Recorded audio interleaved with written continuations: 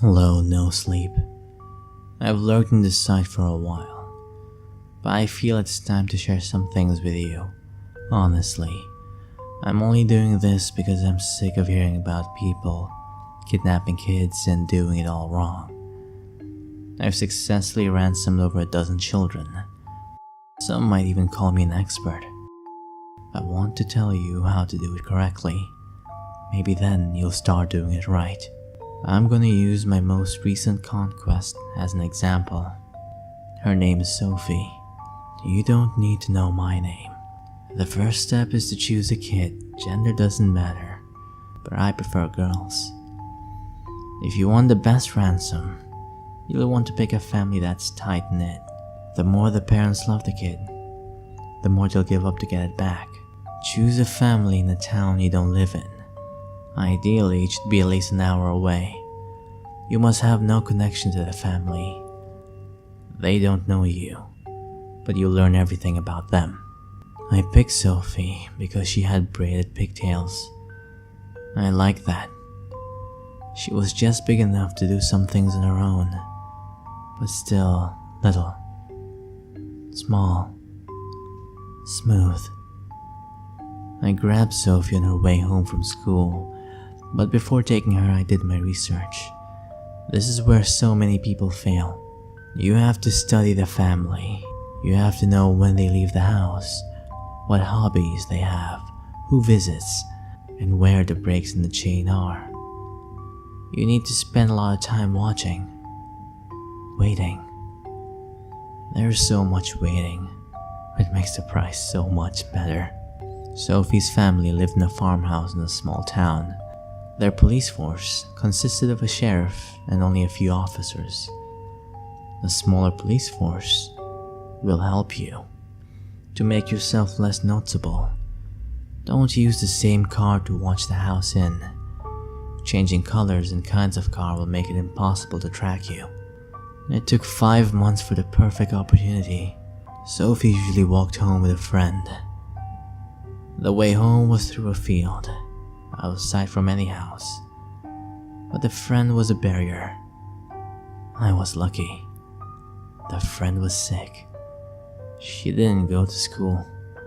So Sophie walked alone, her backpack hanging off one arm, her precious blonde hair braided in those long, silken pigtails. Don't hurt her, make it fast. One arm around the diaphragm, the other over her mouth. She is small. Carry her to your car. Don't lean in and smell her hair. Once you have the kid, the real work starts. You'll want to send a ransom note in the mail. Emails and phone calls are too easily traceable. A letter you can simply place in any mailbox. Leave the return address blank. Keep her quiet. No one can hear her, but silence makes it so much better. In your letter, you'll explain that you have the child. You will not harm the child as long as the family is willing to pay the ransom. As far as the amount of money, it needs to be a reasonable amount, significant enough to warrant an abduction, but low enough that a typical family could raise the amount. I usually stick between $20,000 and $50,000. An average family can get a loan for that amount if needed. Ideally, the letter should arrive the day after the kid is taken. The family will have already called the cops. This letter will incite even more fear. You cannot go to the house. Do not drive by. Do not go to the town. No matter how much you want to, and you will want to. You may watch the news. You may rub the strands between your fingers. You may plan your next move, but nothing else. In the first letter, you'll simply say you will call with more instructions. Do not call. The family will be waiting by the phone. They will not leave the house. The FBI may have been called. A wiretap will be placed. Every conversation will be recorded. You cannot let them hear your voice. Sophie's hair tastes like laundry soap and freshly mowed grass. Next, it's time to write your second letter. It should be sent 2 weeks after the first.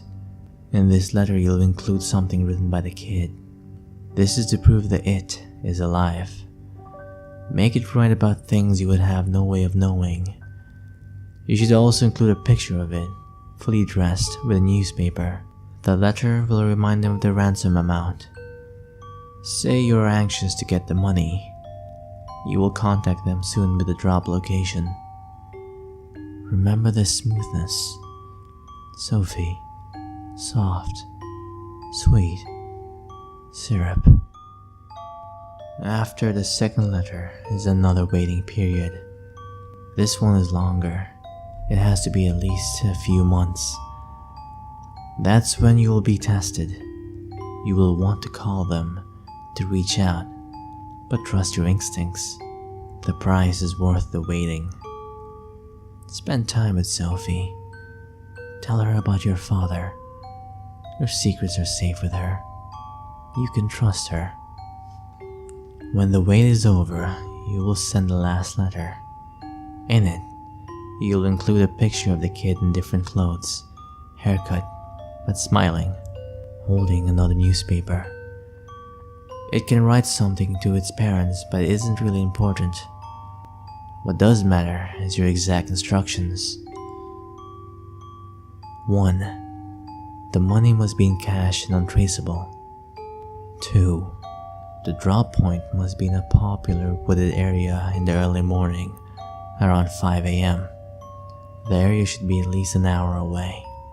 3. The entire family must bring the money to the site.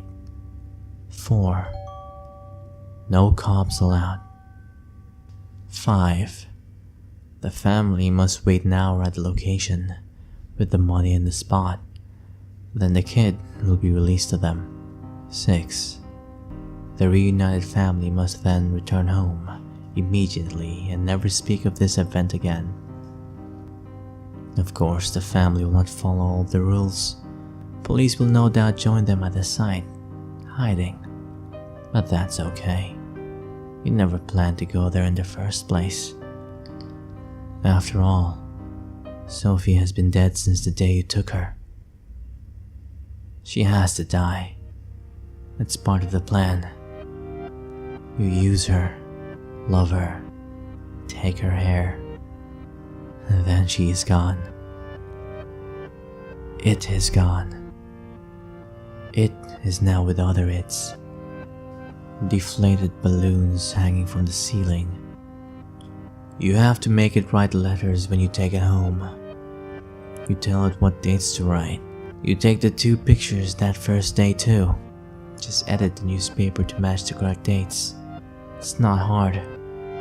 The waiting is hard, but the price is worth the wait. Silken braided pigtails. You can suck on the ends as you drive to the house. It tastes like a little dead girl. But the hair was already dead. No one will be at the house when you get there. Everyone, including the authorities, will be in the drop site. Now it's their turn to wait for something that will never come. You have to break into the house, but this is where you will collect your ransom. You may take anything that is of any worth: televisions, jewelry, computers. If the computers do not have a password, most don't. There is another task you must complete. Delete all photos of it. Log into any social media.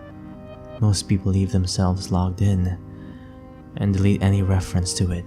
Photos, quotes, artwork. Do the same around the house. Take all the family pictures. Take any art it drew, anything with its name on it. Make it look like there was never a child in the house at all. The process can take a long time. Be thorough. Think of the braids in your front seat, the smoothness, and finally, as you drive away, you can collect your ransom, your prize. Sure, you can sell the items you stole. It won't make you that much money, but that's not the real reason to do this. What you'll collect is the knowledge that you destroyed that family. They will never see their kid again, never smell its hair. You own it now. They will never recover. All of their treasured items are gone. You have stolen their sanity, joy, safety. They will never be able to trust again. And that fact tastes almost as good as the pigtails. So there you go. That's how you successfully ransom a child. Now all of you out there have no excuse to do it wrong.